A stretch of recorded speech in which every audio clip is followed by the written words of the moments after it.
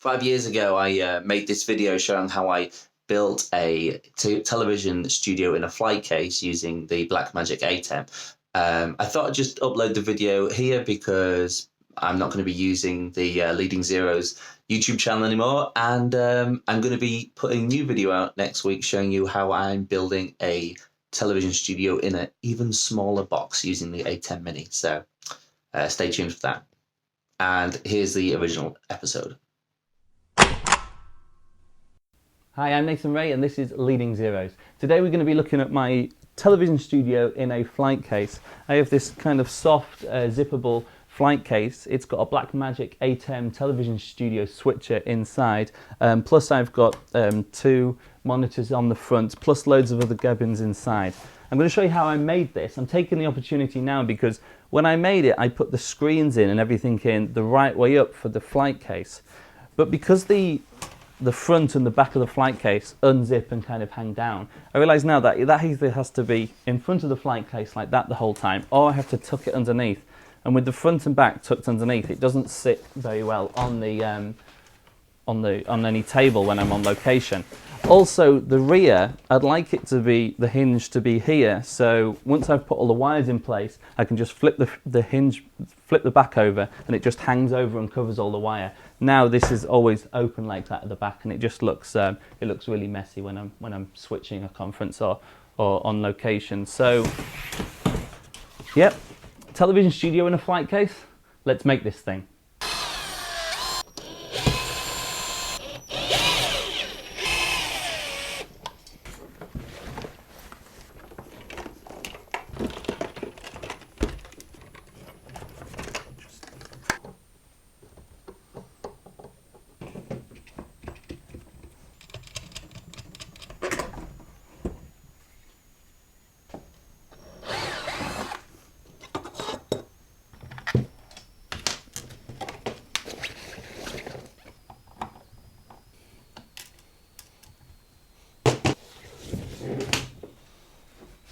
Now everything's out of the flight case. I can more easily show you what's to go back inside it. We've got the two HDMI monitors there with the power supplies, and we've got the ATEM Blackmagic television studio. That is it, with the brackets and things. We've also got a 6-way power adapter which easily gets filled up. We've got a 4-way HDMI splitter which allows me to take one output from here and send it to this monitor, a monitor elsewhere, to the live streaming computer, etc, etc. So I need lots of HDMIs, and also in there were lots and lots of HDMI leads, USB leads, Ethernet leads, etc. But I'll put those in last. So here's the case. We're going to turn it over and we're going to put everything back inside of it. So we're going to start putting in the most important thing first, which is the actual television studio, the switcher. When I first got this, I mounted it in the flight case right at the back there, which is really sturdy, and you know, this is what the case is designed for. But the problem with that is I had to reach through right from the back of the case right to the front of the case to plug in things and to unplug things, and these fins are sharp and there's lots of wires and things in the way, and it wasn't great when you're on location or backstage at an event in the dark. You don't want to make it hard for yourself. So because of that, I made these brackets out of aluminium, which are going to sit here and are going to be screwed into the actual frame of the flight case, and that allows the television studio to sit about here, which gives you enough space so even when wires are plugged in, I can still close it and transport it, but it means I'm not having to reach right to the back, right to the front of the case from the back every time. So that's going to be set about there. So let's do that now. So with these brackets, I'm not measuring at all. I'm just whacking these straight in because these bolts sit out a bit. There's enough give in them, so it doesn't have to be exactly right. Perfect, as long as I get a good screw into that wood, it's not going to be going anywhere. There we are. Perfect. And now, if I get this the right way up, that is going to go on to those bolts and onto those bolts.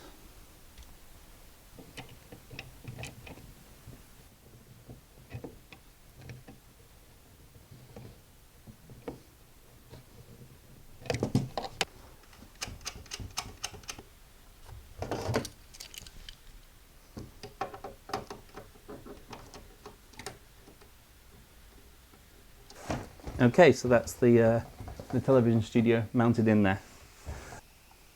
So this is the 4-way HDMI splitter. So I'm going to put it this side, I think, so the program out can come from the television studio into the 4-way splitter and then, you know, out to wherever it needs to go. So I think I will mount that about there. Again, I'm not measuring this, I'm just eyeballing it. As long as this wooden frame is solid, it should hold it on fairly solidly.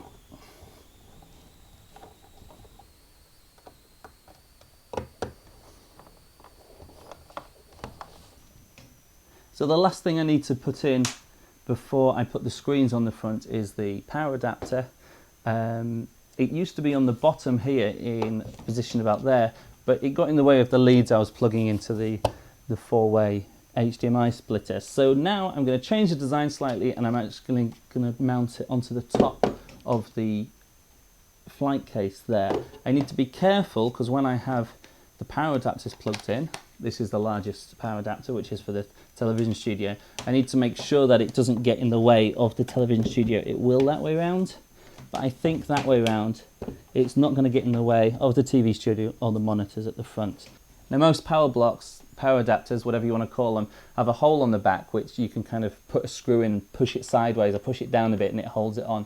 Nowhere near strong enough for what I need, so I just drilled a hole clean through the power adapter there and countersunk it. So now when I drop it, put a screw through, it's flush, it doesn't get in the way of any of the plugs.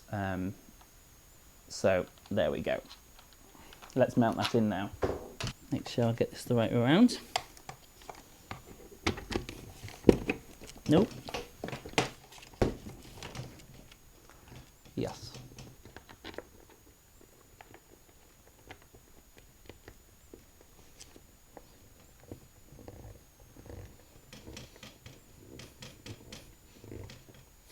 So we've come to the part of the build where we're going to mount the monitors onto the front of the flight case. Now we've got a couple of options here. I could just use the standard screws at the back to screw it on to some plates there, but I've found that sometimes I need to take these on and off when I'm shooting a gig or on location, or I need the monitors for something else. So what I've decided to do is make use of the tripod screw, the 1/4-20 screw on the bottom there, and mount it onto a piece of aluminium strip here, and then that gets mounted onto the front of the case, and that holds it really steady. Actually, it's a really good grip there. But I don't want this to be able to bend forward or back when the flight case is in motion. So I get a second piece of aluminium and I mount that onto the inside of the frame about there. So that means can't push back into the flight case while in transit. If anything hits the front of the flight case there. So I'll do that now.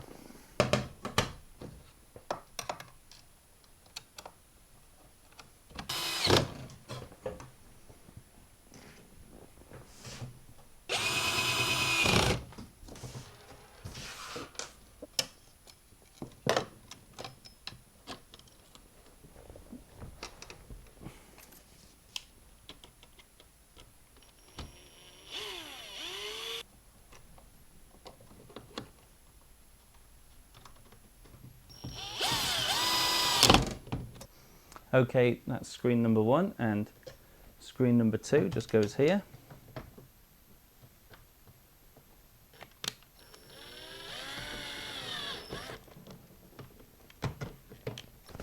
So now the monitors are mounted on the front. Obviously they can wobble a bit when the thing is open, but when it's closed they're going to be held quite solidly and quite snugly there. I could mount them permanently. Obviously you need to find the right screw for the monitor, run some strips across the back and just mount them permanently with screws, but I've decided not to do that.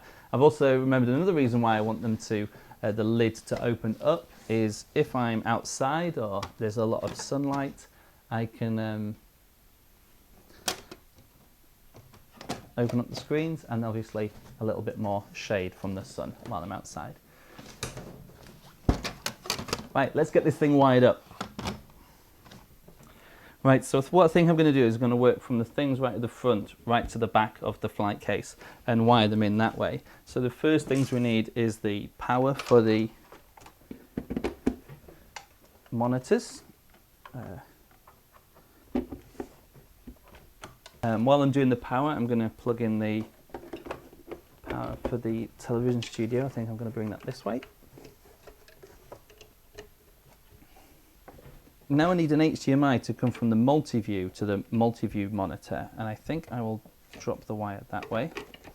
Now I know the term spaghettification is from astrophysics, but if you don't do cable management right, you also get spaghettification in wires when you're doing things like this. Well, that's what I call it, spaghettification. So after I've put all these wires on and used this maybe for 1 or 2 jobs, then I will get lots of cable ties and then tie all the cables in semi-permanently.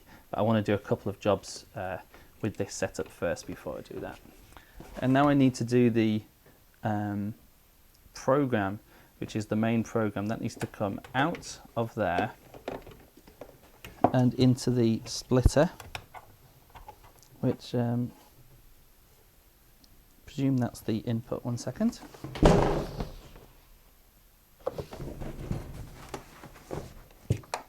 Yep, this one's the input there. And then I need output number 1 to go from output 1 to the main program monitor. There we go. Oh, that needs its power as well. And we could do with a little bit more length there. Then the television studio is actually controlled by an Ethernet connection, which I'm going to plug in there. And that goes to a computer or to a controller, like to a switching desk, but I only use the computer interface at the moment. And then it has a USB output as well, which means I can record, it's high def, but it's fairly low quality video, and I record that to a hard drive. I only ever use that as the backup though. I have a Blackmagic Shuttle, Intensity Shuttle card, a Thunderbolt card, which captures, basically uncompress the HDMI signal. And that's what I use to actually save the content as I'm going along. And what I'm doing there is I'm just velcroing those wires together there, which means if they get pulled, it's not going to yank them out of the television studio there. And so they are out of the way.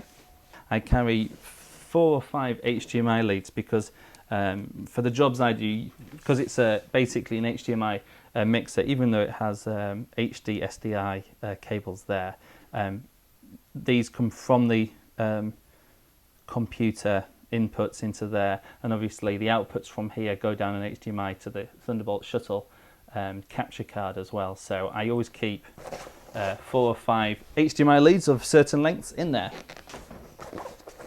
So that's a 3-meter cable in case I need to put a laptop further away, and another shorter HDMI lead.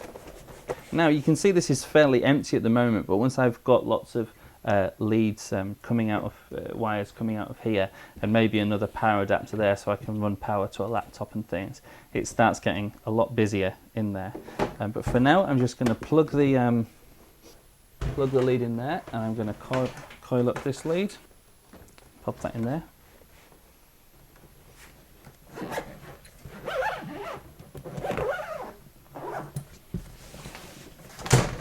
Okay, so there's my television studio in a flight case. What I'm going to do now is quickly open it up, plug some things into it, plug a camera into it, get it working, and test it out, and then put it all away again. Oh yeah, it's upside down now, isn't it?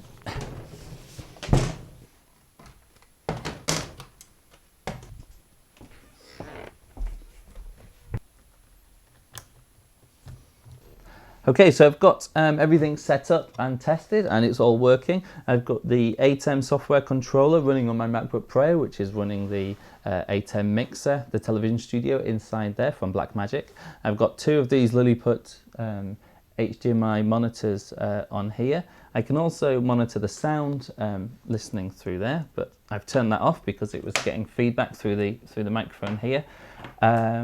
And like I say, I've mounted the integrated power and the HDMI splitter, four-way splitter in the back. I'm also going to get a box, a plastic box, and actually screw it to the base inside so I can put little bits and pieces in there to keep them safe so it doesn't, you know, it doesn't move around while I'm transporting it. And I'm also going to get the Intensity Shuttle from Blackmagic, which is the Thunderbolt, HDMI to Thunderbolt capture device. And I'm also going to mount that somehow in there. But like I say, I'm going to have a couple of gigs, a couple of live streaming events just to test things out before I put those final items in. If you've got any questions about what I've done here or why I've done it here, you can leave them as comments below this video. You can also find me on Twitter. I'm at Nathan Ray on Twitter, or you can email me nathan@nathanray.co.uk. If you want to see more build videos like this or see how I use this equipment on location when I'm live streaming and filming events,